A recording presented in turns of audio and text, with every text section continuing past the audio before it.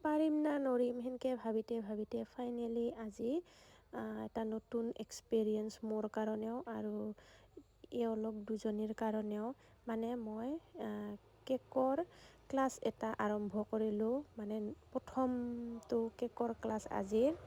জীৱনত বোলে চব বস্তুৰে অভিজ্ঞতা ল'ব লাগে আৰু এইফালে ৰন্ধা বঢ়া চলি আছে।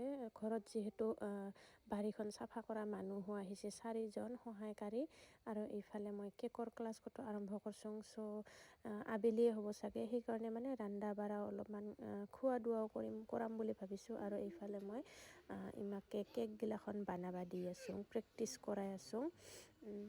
প্ৰথমটো ক্লাছ আৰু এদিনীয়া কৰিছোঁ, কিন্তু এইকেইদিন মানে ঠাণ্ডা দিন যে দিনটো কেনেকৈ পাৰ হৈ যায় গমেই পোৱা নাযায়।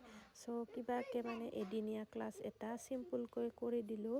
তেওঁলোকৰো মানে একেবাৰে খুব ইচ্ছা, ময়ো আজি প্ৰথম মানে সেই দধৰ মধৰতে মানে ক্লাছটা সম্পূৰ্ণ হৈ গ'ল। বহুতেই ভাল লাগিল কৰি আৰু আমিও বুজি পাওঁ বুলি কৈছে।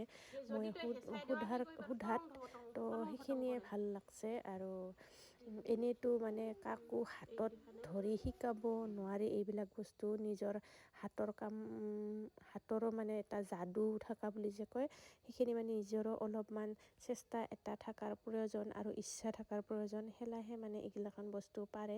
মই যেনেকৈ 2021 চনতে শিকিছিলোঁ আৰু বৰ্তমানলৈকে মই চলাই আছোঁ মোৰ কেকৰ বিজনেছটো। আৰু এইফালে তেওঁলোকে মানে ধুনীয়া কেক বনালে। ভালে লাগছে। কিমান দূৰ শিকবা পাৰছা? তিনটা কেক বনালো আজি, তিনটা। ভাল লাগছে না? ভাল লাগছে বনায়া। মানে বুজিবলে ভাল লাগে না। প্ৰেক্টিচ কৰা গমেই। আৰু এইবাৰ একদিন বানাই মোক খাব লাগব না? বনাই লৈ আহিছে। দে হ'ব দে, নেকি?